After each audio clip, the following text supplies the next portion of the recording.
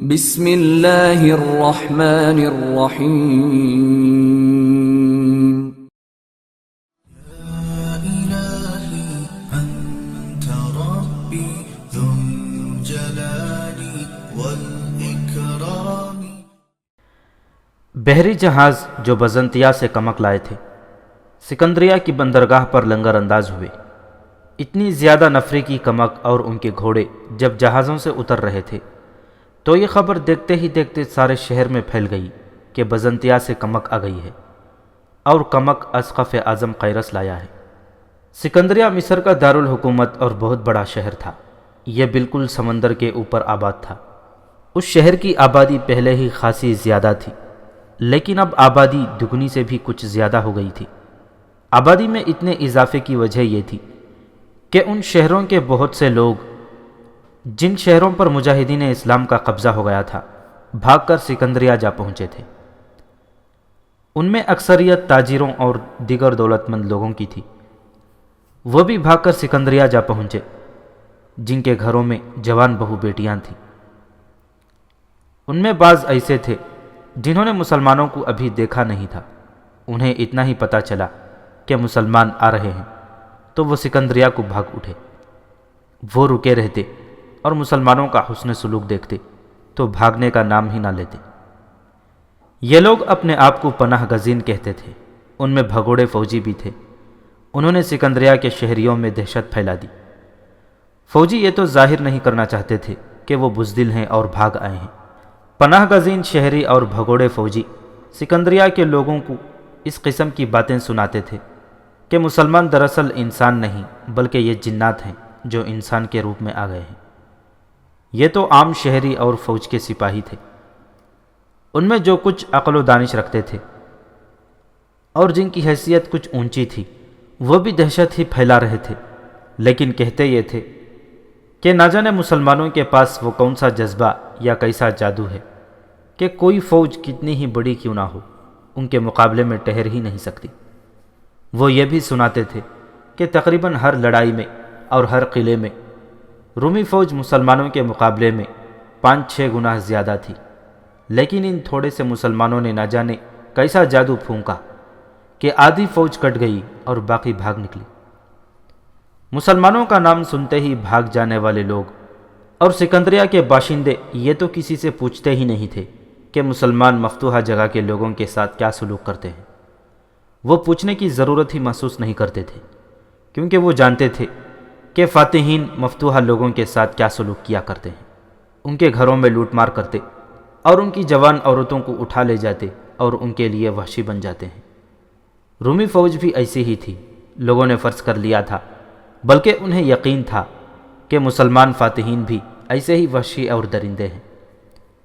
سکندریہ کے لوگوں نے جب یہ سنا کہ مسلمان شہر اور قصبے فتح کرتے بڑی تیزی سے سکندریہ کی طرف آ رہے ہیں تو پناہ گزینوں نے اور بھگوڑے فوجیوں نے جو خوف و ہراس پھیلایا تھا اس میں اضافہ ہو گیا۔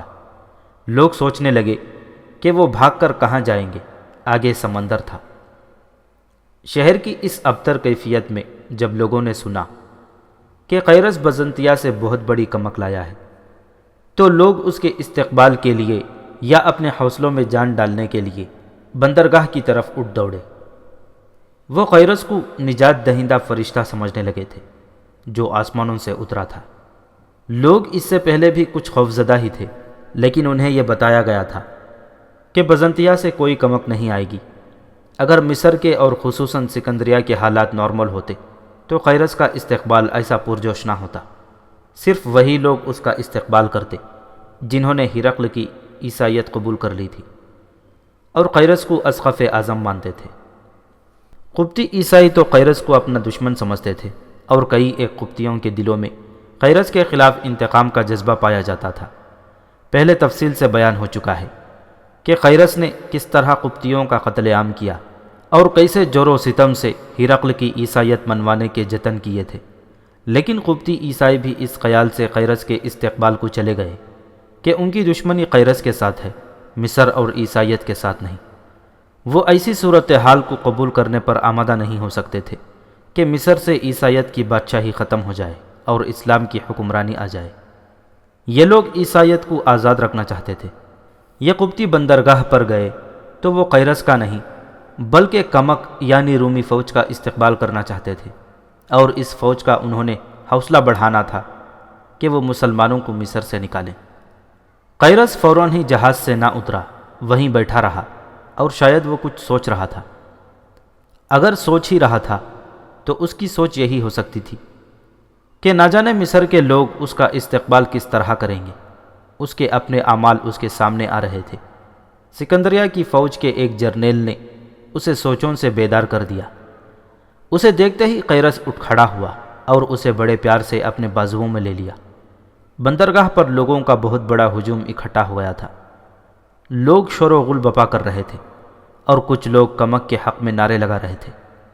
یہ شور و غل قیرس کے کانوں تک پہنچ رہا تھا، اور یہ بڑھتا ہی جا رہا تھا کیونکہ ہجوم میں اضافہ ہوتا چلا جا رہا تھا۔ یہ شور و غل کیسا ہے؟ قیرس نے جرنیل سے پوچھا۔ کیا لوگ میرے استقبال کو آئے ہیں یا؟ ہاں اسقف اعظم، جرنیل نے پرمسرت لہجے میں کہا، لوگ آپ کے اور کمک کے استقبال کو آئے ہیں اور آپ کو دیکھنے کے لیے بےتاب ہوئے جا رہے ہیں۔ قیرس نے یوں اطمینان اور سکون محسوس کیا جیسے اس کے کندھوں سے یا اس کے ضمیر سے بہت بڑا بوجھ اتار دیا گیا ہو۔ اس نے کہا کہ وہ لوگوں سے خطاب کرنا چاہتا ہے۔ وہ جب جہاز کے عرشے پر لوگوں کو نظر آیا تو لوگوں نے نعروں کے دھماکے کرنے شروع کر دیے۔ قیرس نے اپنے بازو اوپر کر کے ہلائے اور پھر وہ جہاز سے اترنے لگا۔ ہجوم تو جیسے اس پر ٹوٹ پڑنا چاہتا ہو۔ جرنیل نے نیچے آ کر فوجیوں سے کہا کہ وہ لوگوں کو پیچھے رکھیں۔ کچھ دیر بعد قیرس جہاز سے اتر کر ایک اونچی جگہ کھڑا بازو اوپر کر کے لوگوں کو خاموش رہنے کو کہہ رہا تھا۔ یہ اونچی جگہ لکڑیوں کے بکس اوپر نیچے رکھ کر قیرس کے لیے بنائی گئی تھی۔ مصر کے غیرت مند لوگوں، قیرس نے بڑی بلند آواز سے کہا، اب تک جو ہو گیا وہ ہو گیا۔ تازہ دم فوج آ گئی ہے۔ مجھے افسوس ہے کہ مصر میں جو ہماری فوج تھی اس نے سوائے پسپائی کے کچھ نہ کیا۔ اس کا یہ مطلب نہیں کہ سلطنت روم کی ساری فوج ایسی ہی ہے۔ میں تازہ دم فوج لے کر آیا ہوں۔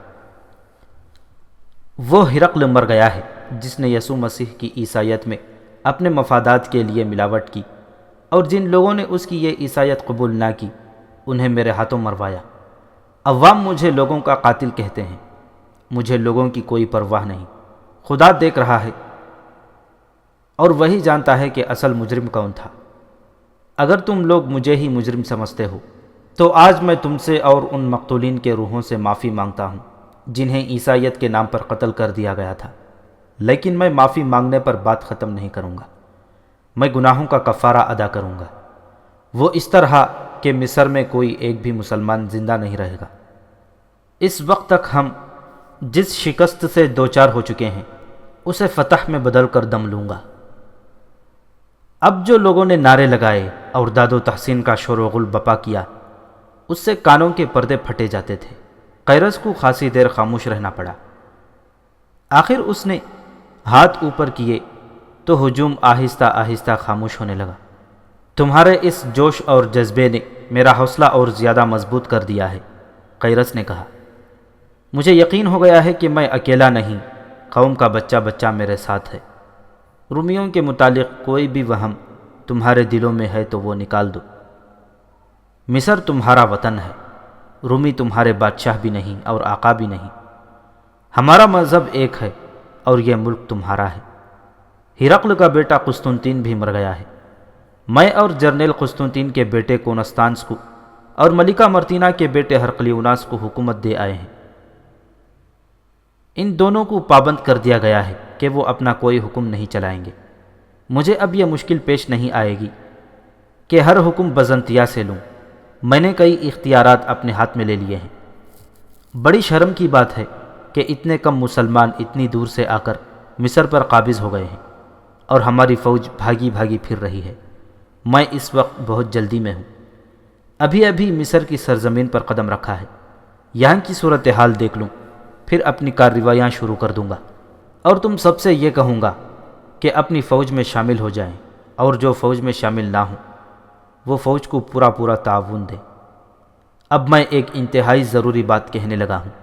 مسلمانوں کے متعلق یہ مشہور ہو گیا ہے کہ جس شہر کو فتح کرتے ہیں اس شہر کے لوگوں کے ساتھ انتہائی اچھا رویہ اختیار کر لیتے ہیں، نہ لوٹ مار کرتے ہیں، نہ کسی خوبصورت عورت کی طرف توجہ دیتے ہیں۔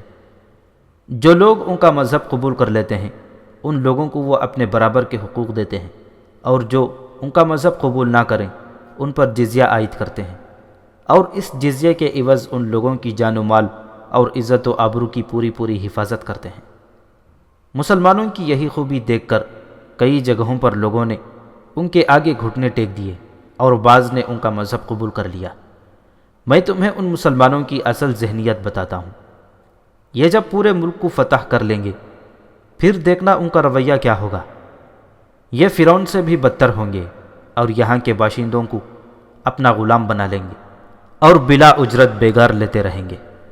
تاریخ گواہی دیتی ہے کہ قیرس نے یہ خطاب بڑی تیزی سے کیا تھا کیونکہ وہ بہت جلدی میں تھا۔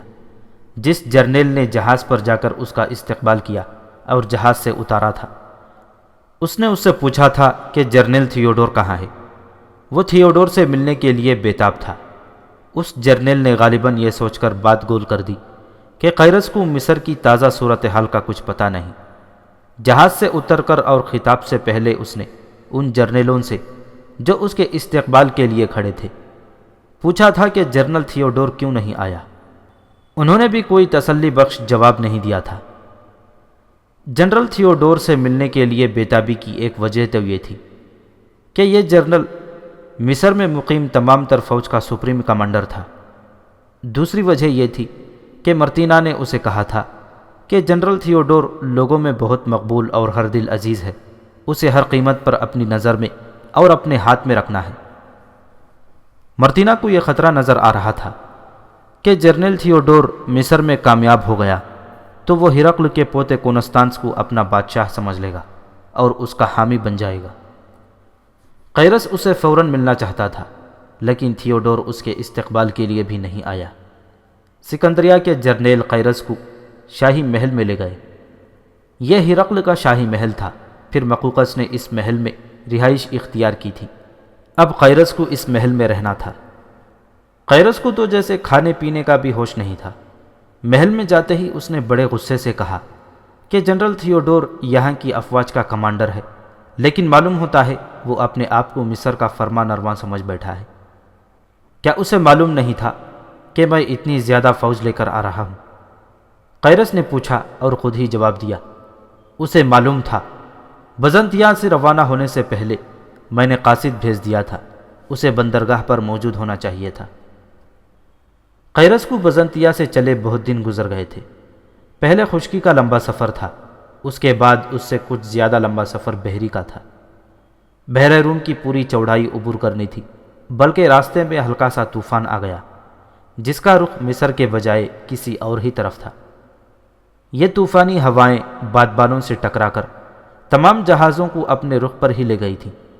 جہاز ران جہازوں پر قابو نہ پا سکے، لیکن طوفان جلدی نرم پڑ گیا اور جہازوں کو بڑی دور سے واپس لائے اور سکندریہ کا رخ کیا۔ خشکی کے راستے بھی سکندریہ تک پہنچا جا سکتا تھا، لیکن یہ سفر بڑا ہی لمبا تھا۔ اتنے زیادہ دنوں میں مصر کی صورتحال میں انقلابی تبدیلیاں آ چکی تھیں۔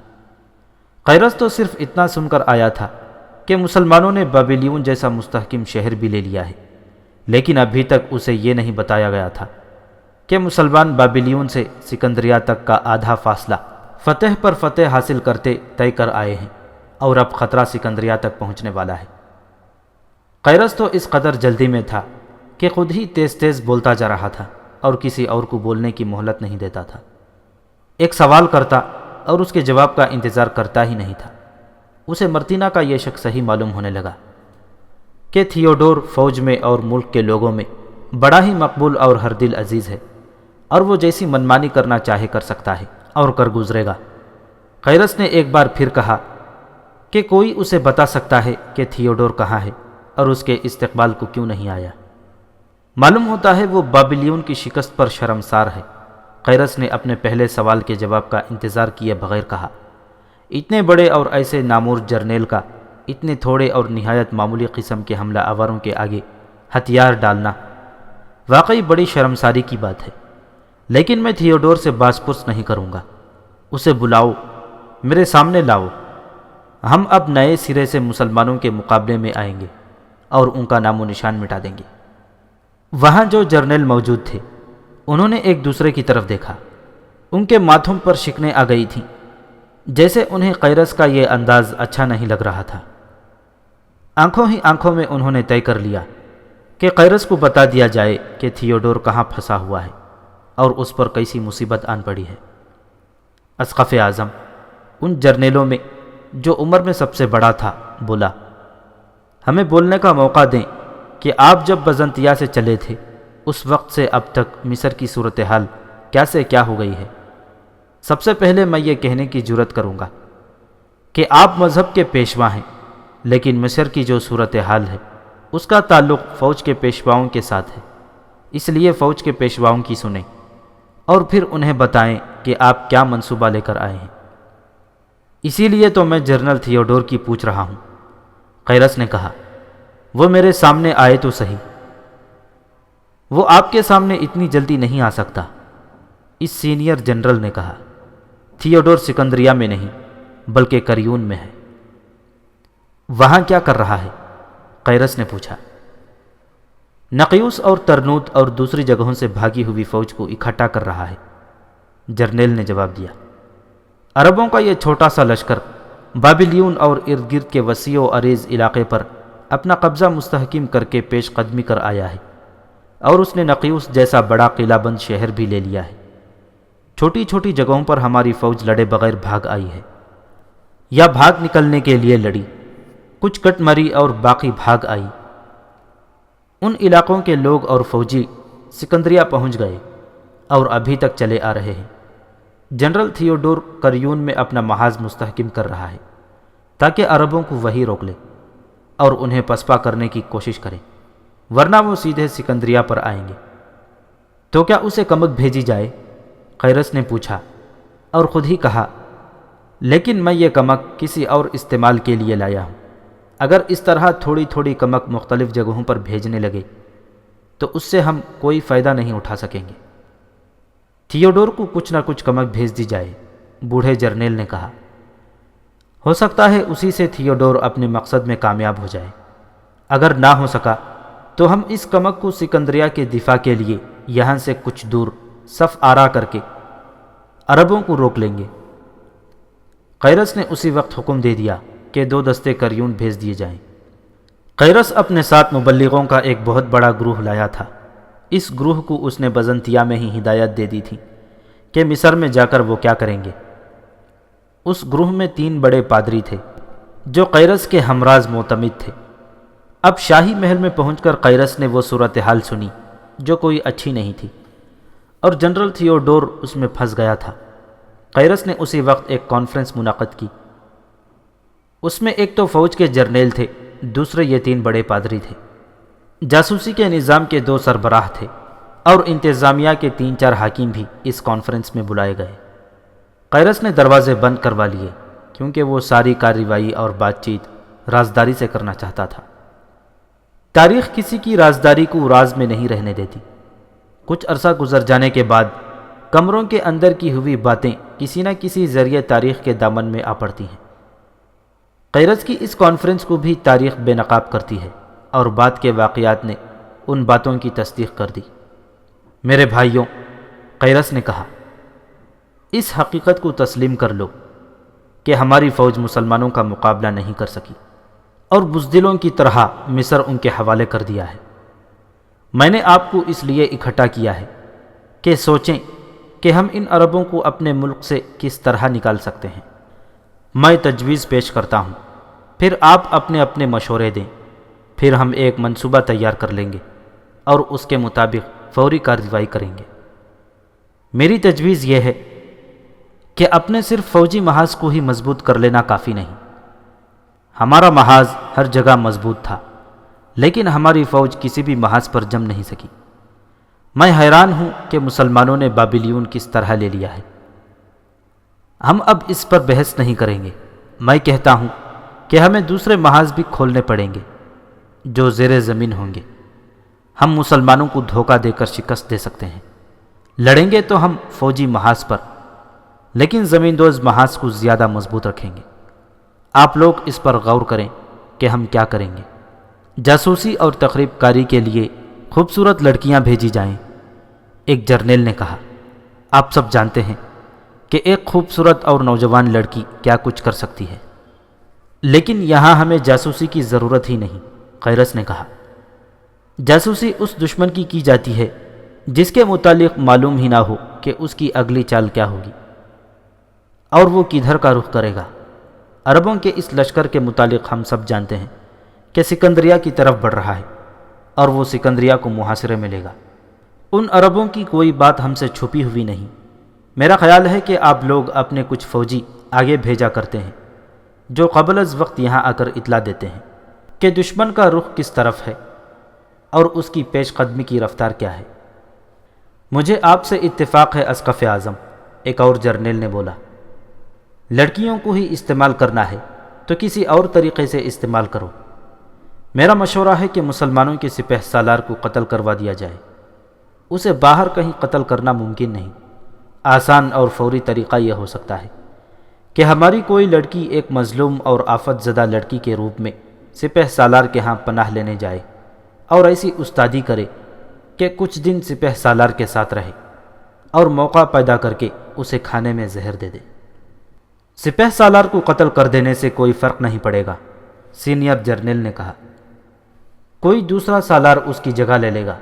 یہ بادشاہوں میں ہوتا ہے، بادشاہ میدان جنگ میں مارا جائے تو فوج کا حوصلہ ٹوٹ جاتا اور فوج بھاگ اٹھتی ہے۔ کوئی جرنیل مارا جائے یا بھاگ نکلے تو پوری فوج پسپا ہو جاتی ہے۔ لیکن مسلمانوں کے ہاں کوئی بادشاہ ہوتا ہی نہیں۔ میں نے ان لوگوں کو قریب سے دیکھا ہے اور ان کے کردار کا جائزہ لیا ہے۔ مسلمان اپنے حکمران اور اپنے سپہ سالار کے حکم سے نہیں بلکہ اپنے خدا کے حکم سے لڑتے ہیں جسے وہ اللہ کہتے ہیں۔ ان میں ڈسپلن اتنا زیادہ ہے کہ اپنے سالاروں کا حکم مانتے ہیں اور خود سر اور سرکش نہیں ہوتے۔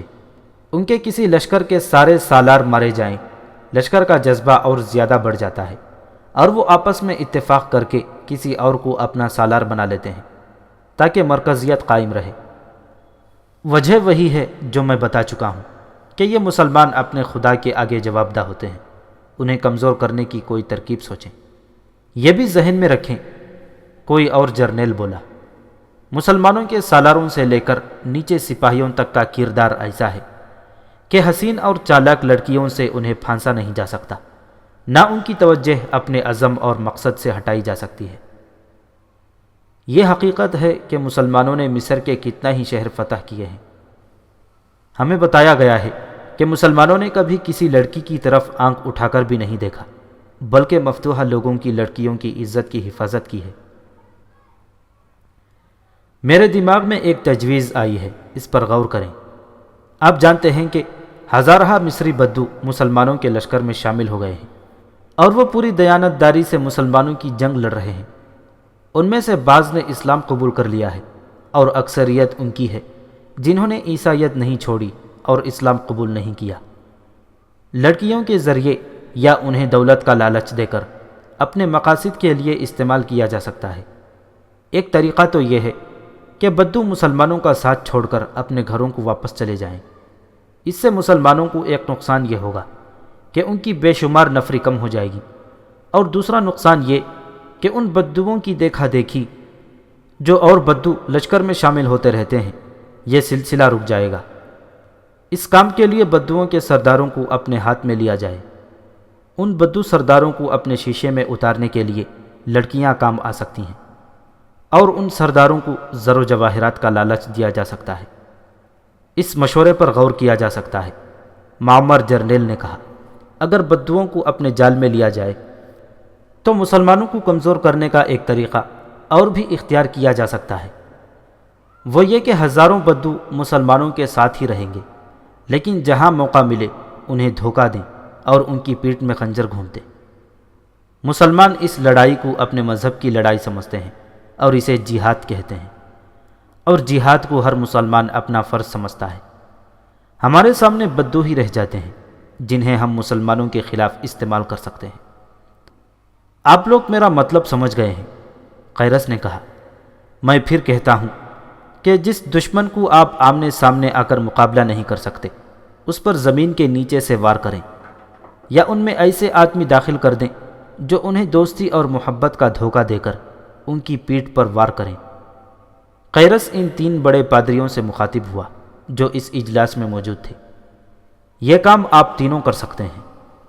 اپنے مبلغوں سے کہیں کہ وہ کسی نہ کسی بحروپ میں ان بدوؤں سے رابطہ قائم کریں اور انہیں اپنے راستے پر لائیں۔ کچھ مبلغ ان علاقوں میں چلے جائیں جن میں بدو آباد ہیں، ان کے سرداروں کو اپنے اثر میں لے لیں۔ ہم سمجھ گئے ہیں اسقف اعظم، ایک پادری نے کہا، یہ مذہب کا معاملہ ہے، اسے ہم اور ہمارے مبلغ اچھی طرح سمجھتے ہیں۔ وہ ایسی تبلیغ کریں گے کہ صرف تبلیغ ہی کافی نہیں۔ قیرس نے اس پادری کی بات کاٹتے ہوئے کہا، مذہب کا جال بھی پھینکیں اور بڑی خوبصورت لڑکیاں اپنے ساتھ لے جائیں جنہوں نے اپنے اوپر مذہب کا پردہ ڈال رکھا ہوا ہو، لیکن در پردہ وہ سرداروں پر اپنے حسن و جوانی کا طلسم طاری کریں اور انہیں اپنے جال میں لے لیں۔ اگر آپ کہیں کہ مذہب اس فریب کاری کی اجازت نہیں دیتا تو میں نہیں مانوں گا۔ اپنے مقصد کو دیکھیں، اگر آپ مذہب کے ہی دائرے میں گھومتے پھرتے رہے تو یہ دائرہ تنگ ہوتا جائے گا اور مصر میں اسلام کا دائرہ وسیع ہوتا چلا جائے گا۔ اپنے مذہب کے فروغ کے لیے ایسی حرکت کرنے سے نہ ڈریں جو مذہب کے منافی ہی کیوں نہ ہو۔ ہمیں عیسائیت کے تحفظ کے لیے اسلام کو نقصان پہنچانا ہے۔ اگر اس مقصد کے لیے آپ کو کوئی گناہ کرنا پڑتا ہے تو کر گزریں۔ وہاں انتظامیہ کے 2-3 حاکم موجود تھے، ان میں جاسوسی کے شعبے کے سربراہ بھی تھے۔ وہ اس قسم کی فریب کاریوں میں خصوصی مہارت رکھتے تھے۔ ان کے ماتحت کام کرنے والے لوگ ان سے بھی زیادہ ہوشیار اور استاد تھے۔ یہ رومیوں کی شہنشاہی تھی۔ تاریخ ایسی کہانیاں سناتی ہے کہ بادشاہ کس طرح لڑکیوں اور دولت کو استعمال کیا کرتے تھے۔ سکندریہ کے اس محل میں جو حرم تھا اس میں ایک سے بڑھ کر ایک حسین ہوشیار لڑکی موجود تھی۔ یہ ایک جھلک ہے اس کانفرنس کی کارروائی اور گفت سنید کی۔ مجاہدین اسلام کے لیے بڑے ہی پرکشش پھندے اور ہم رنگ زمیندام تیار کیے گئے۔ ادھر مجاہدین اللہ کے حکم سے اللہ پر ہی بھروسہ کیے سکندریہ کی طرف بڑھے آ رہے تھے۔ انہوں نے کبھی ایسے ہتھ کنڈے اور فریب نہیں سوچے تھے جو کبیرہ گناہوں کے زمرے میں آتے ہیں۔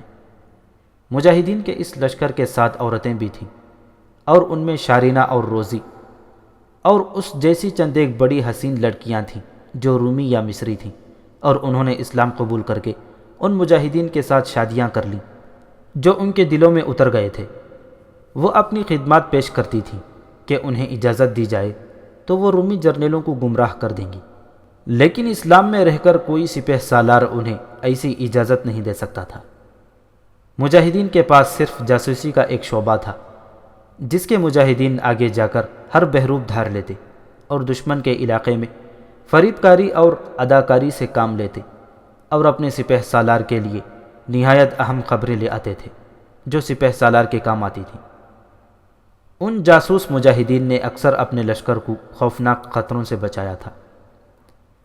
قیرس نے اس کانفرنس میں جرنیلوں اور دیگر شرکاء کو آخری منصوبہ تیار کر کے احکام اور ہدایات دی اور پھر کانفرنس برخاست ہوئی۔ اس نے پھر جنرل تھیوڈور کے متعلق باتیں شروع کر دیں اور اس بیتابی کا اظہار کیا کہ وہ تھیوڈور سے بہت جلدی ملنا چاہتا ہے۔ یہ تاریخ کی ورق گردانی کر کے دیکھیں کہ جس وقت یہ کانفرنس چل رہی تھی اس وقت جنرل تھیوڈور کہاں تھا اور اس سے پہلے اور بعد اس پر کیا گزری تھی۔ یاد کریں کہ شریک بن سمی نے ایک ٹیلے پر محصور ہو کر رومیوں کا ایسا مقابلہ کیا تھا کہ رومی دل چھوڑ بیٹھے اور مجاہدین نے انہیں بری طرح تلواروں اور برچھیوں پر لیا۔ ان میں وہی زندہ رہے جو بھاگ نکلے تھے۔ اس معرکے کے فوراً بعد سپہ سالار عمرو بن عاص رضی اللہ تعالیٰ عنہ سالار شریک سے آ ملے اور پیش قدمی جاری رکھی۔ اپنے جاسوس بہت آگے چلے گئے تھے اور وہ باقاعدہ خبریں دے رہے تھے کہ اس وقت رومی کہاں کہاں ہیں، کس کیفیت میں ہیں اور ان کے ارادے کیا ہیں۔ سپہ سالار عمرو بن عاص رضی اللہ تعالیٰ عنہ آگے جا رہے تھے کہ اپنا ایک جاسوس مجاہد آ گیا۔ اس نے یہ رپورٹ دی کہ 6 میل دور آگے ایک مقام پر بھاگے ہوئے رومی فوج اکٹھے ہو رہے ہیں اور وہ مجاہدین کا مقابلہ کریں گے۔ اس مقام کا نام سلتیس تھا یہ کوئی مشہور اور اہم مقام نہیں تھا، اس لیے وہاں قلعہ بندی تھی ہی نہیں۔ جاسوس نے بتایا کہ ان رومیوں کی فوج کتنی ہے، اور یہ بھی بتایا کہ وہاں کوئی قلعہ نہیں اور رومی کھلے میدان میں لڑیں گے۔ بھاگے ہوئے رومی کبھی یوں نہیں رکے، سپہ سالار عمرو بن عاص رضی اللہ تعالیٰ عنہ نے کہا۔ حیران ہوں کہ یہ صرف رکے ہی نہیں بلکہ مقابلے کے لیے تیار ہیں۔ اس کی ضرور کوئی وجہ ہوگی، ہو سکتا ہے انہیں بتایا گیا ہو کہ کمک آ رہی ہے اور مزید پسپائی روک لی۔ اس وقت عمرو بن عاص رضی اللہ تعالیٰ عنہ کے ساتھ 2-3 سالار تھے۔ وہ بھی حیران ہوئے کہ بھاگنے والے رومی مقابلے میں کس طرح کھڑے ہو گئے ہیں۔ انہیں معلوم نہ تھا کہ انہیں دھمکیاں دے کر روکا گیا ہے اور بکھرے ہوئے رومیوں کو یہاں اکٹھا ہونے پر مجبور کیا گیا تھا۔ اس وقت جنرل تھیوڈور کریون میں تھا، جو دفاعی لحاظ سے ایک مضبوط قلعہ بند شہر تھا۔ اسے مسلسل اطلاعیں مل رہی تھیں کہ آگے سے رومی فوجی بھاگتے ہوئے قلعے میں آ رہے ہیں۔ اس فوج کے دستوں کو جنرل تھیوڈور نے ہی مختلف مقامات پر پھیلا دیا کہ مجاہدین اسلام کے پیش قدمی کے لیے آگے رکاوٹ بنے رہیں اور اس لشکر کو کمزور کرتے کرتے اس قابل رہنے ہی نہ دیں کہ یہ سکندریہ تک پہنچ سکے۔ لیکن یہ دستے کسی بھی مقام پر مجاہدین کے آگے نہ ٹھہر سکے اور پسپا ہی ہوتے چلے گئے۔ پسپائی کوئی معیوب لفظ نہیں، بعض اوقات کوئی فوج کسی جنگی چال کے تحت پیچھے ہٹ آتی اور پھر نئی تنظیم و ترتیب کے مطابق جوابی حملہ کرتی۔ لیکن رومی پسپا نہیں ہو رہے تھے، بلکہ ڈری ہوئی بھیڑ بکریوں کی طرح بھاگے جا رہے تھے۔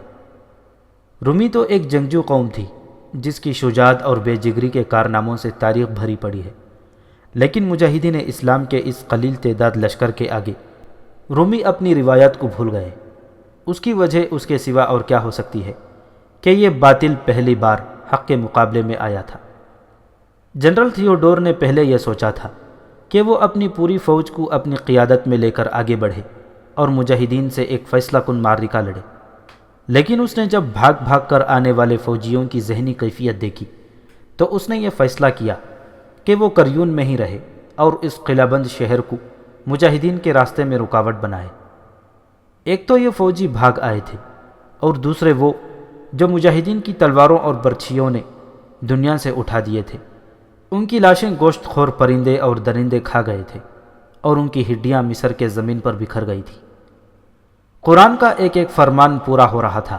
مجاہدین کو جیسے اللہ کی یہ آواز سنائی دے رہی تھی کہ اکثر ایسے ہوا ہے کہ چھوٹی سی جماعت بہت بڑی فوج پر غالب آ گئی ہے، بشرطے کہ تم ایمان والے ہو۔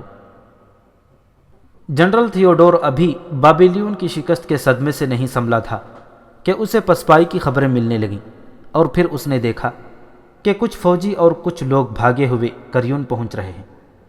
تھیوڈور کو امید تھی کہ بزنطیہ سے کمک آ جائے گی، لیکن بابلیون میں ہی اس نے محسوس کر لیا تھا کہ کمک نہیں آئے گی۔ اس میں کوئی شک نہیں کہ جنرل تھیوڈور اپنی فوج میں اور لوگوں میں ہر دل عزیز تھا۔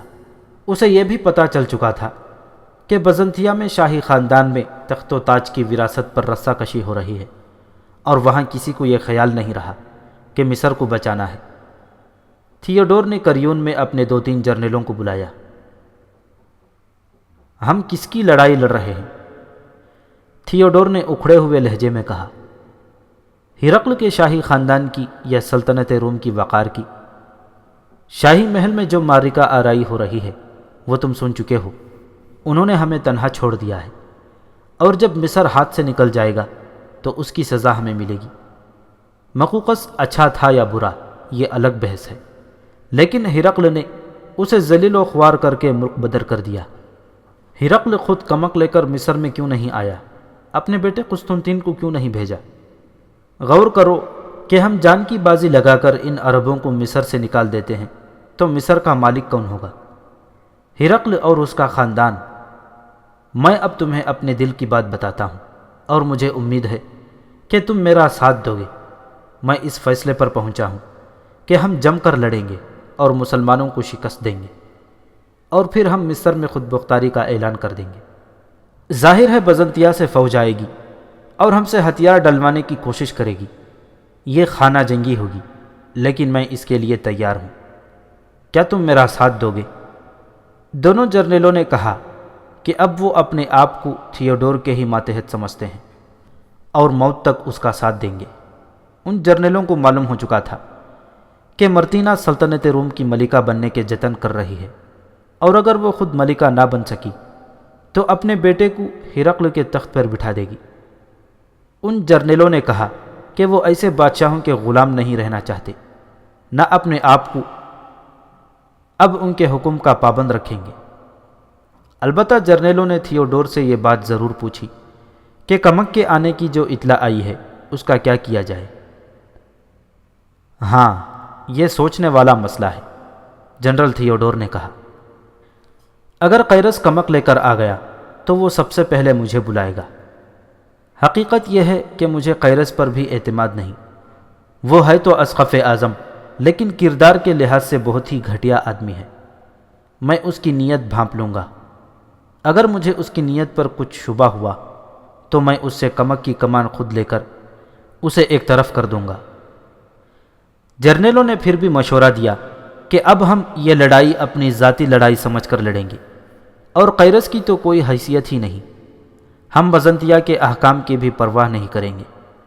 جنرل تھیوڈور کو یہ مشورہ اچھا لگا۔ اس نے اسی وقت دفاعی پلان بنانا شروع کر دیا۔ وہ کہتا تھا کہ پہلے اپنے دفاع میں لڑیں گے اور مسلمانوں کو تھکا کر جوابی حملہ کریں گے۔ اس پلان کے تحت اس نے یہ فیصلہ کیا جو دستے کریون میں ہی ہیں انہیں وہیں رہنے دیا جائے، اور وہ خود بھی کریون میں ہی رہے۔ اس کا دراصل ارادہ یہ تھا کہ ہر طرف بکھری ہوئی فوج کو اس قلعہ بند شہر میں اکٹھا کرے، لیکن کچھ اس نے اور کچھ جرنیلوں نے سوچ بچار کے بعد یہ فیصلہ کیا کہ جو دستے کریون سے دور دور مقیم ہیں انہیں وہیں رہنے دیا جائے، تاکہ وہ مسلمانوں کے مقابلے میں آئیں اور انہیں کمزور کرنے کی کوشش کریں۔ مطلب یہ تھا کہ جب مسلمان کریون کو محاصرے میں لیں تو وہ کمزور حالت میں ہوں۔ ادھر سکندریہ میں مجاہدین اسلام کے خلاف بڑی ہی زہرناک، خوفناک اور زمین دوز کارروائیوں کے پلان بن گئے تھے، اور ایسی تخریب کاری کی ابتدا ہو گئی تھی جس کا پتہ تباہی اور بربادی کے بعد ہی چل سکتا ہے۔ ادھر کریون میں رومی جرنیلوں نے نئے عزم اور نئے جذبے سے ایسا پلان بنا لیا تھا جو مجاہدین کے لیے ناقابل تسخیر رکاوٹ بن سکتا تھا۔ سپہ سالار عمرو بن عاص رضی اللہ تعالیٰ عنہ ان دونوں محاذوں سے جو ان کے خلاف بن گئے تھے بالکل بے خبر تھے۔ لشکر کی نفری اور کم ہو گئی تھی۔ تاریخ میں واضح طور پر پتہ نہیں چلتا کہ اس وقت مجاہدین کی نفری کتنی تھی، نہ یہ پتہ چلتا ہے کہ انہیں مدینہ سے مزید کمک ملی تھی یا نہیں۔ 3 مورخوں نے، جن میں ایک غیر مسلم تھا، لکھا ہے کہ یہ نہیں مانا جا سکتا کہ امیر المؤمنین حضرت عمر رضی اللہ تعالیٰ عنہ نے اتنی لڑائیوں کے بعد مصر کمک نہ بھیجی ہو۔ امیر المؤمنین کی بیتابیوں کا مصر کے محاذ کے ساتھ دلچسپی کا یہ عالم تھا کہ زیادہ وقت مصر کی ہی باتیں کرتے تھے، اور اکثر اس راستے پر دور تک چلے جاتے تھے جس راستے سے قاصد آیا کرتے تھے۔ انہیں ہر وقت مصر کے محاذ کی اور مجاہدین کی پریشانی اور تشویش لاحق رہتی تھی۔ یہ کیسے ہو سکتا ہے کہ انہوں نے کمک نہ بھیجی؟ مصری تاریخ دان اور عالم محمد حسین ہیکل نے متعدد مورخوں کے حوالوں سے لکھا ہے کہ یہ معلوم کرنا ممکن نہیں کہ مدینہ سے مصر کو کتنی بار اور کتنی کمک گئی تھی، لیکن یہ صاف پتہ چلتا ہے کہ جب مجاہدین سکندریہ کی طرف بڑھ رہے تھے اس وقت ان کی نفری 12,000 سے زیادہ اور 15,000 سے کم تھی۔ یہ بھی واضح ہے کہ رومی فوج مجاہدین کی لشکر کی نسبت 5 یا 6 گنا زیادہ تھی۔ رومی فوج کو قلعوں کی آڑ اور پناہ میسر تھی۔ رومی اپنے ملک میں تھے اور ان کے مقابلے میں مجاہدین بڑی دور سے آئے، اور سوائے اللہ کی ذات کے انہیں پناہ اور پشت پناہی دینے والا کوئی نہ تھا۔ ایک مورخ نے تو یہاں تک لکھا ہے کہ عرب کے یہ مسلمان یقینی خودکشی کی طرف بڑھ رہے تھے۔ سوچا بھی نہیں جا سکتا تھا کہ اتنی کم نفری کا لشکر اتنی بڑی فوج کو شکست دے سکے گا۔ اس سے پہلے ان مجاہدین نے ہر محاذ پر رومیوں کو شکست دی تھی، لیکن اب ان کے آگے چٹانیں کھڑی ہو گئی تھیں۔ اصل خطرہ تو یہ تھا کہ سپہ سالار عمرو بن عاص رضی اللہ تعالیٰ عنہ بے خبر تھے۔ پھر ایک خطرہ اور بھی تھا۔ وہ یہ کہ مجاہدین مسلسل لڑتے چلے آ رہے تھے اور ہر لڑائی کا درمیانی وقفہ وہ پیش قدمی کی حالت میں رہتے تھے۔ وہاں تو گھوڑے بھی تھک کر آہستہ چلنے لگے تھے۔ مجاہدین تو انسان تھے، جذبے اپنی جگہ، لیکن انسانی جسم کی برداشت کی ایک حد ہوتی ہے۔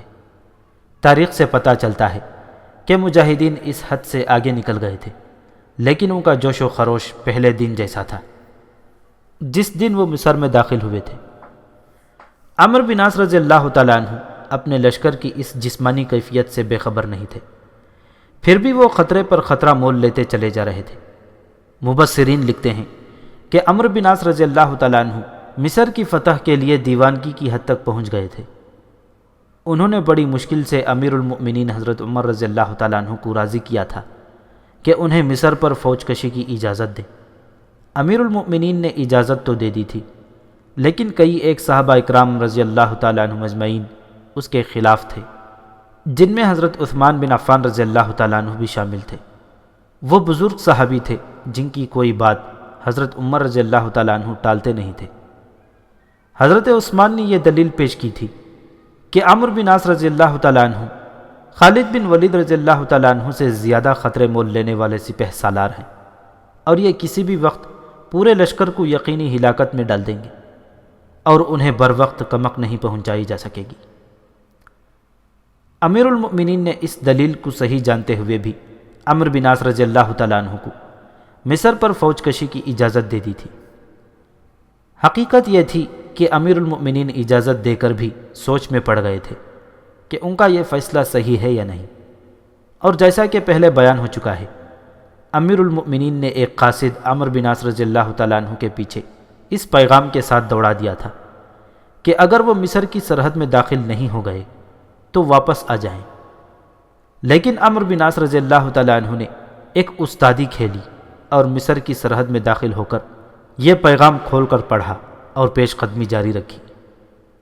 اب جب وہ آدھے سے زیادہ مصر فتح کرتے ہوئے سکندریہ کی طرف بڑھ رہے تھے تو ایسے خطرے سامنے آ گئے تھے جو حضرت عثمان بن عفان رضی اللہ تعالیٰ عنہ کی مخالفت کی تائید کرتے تھے۔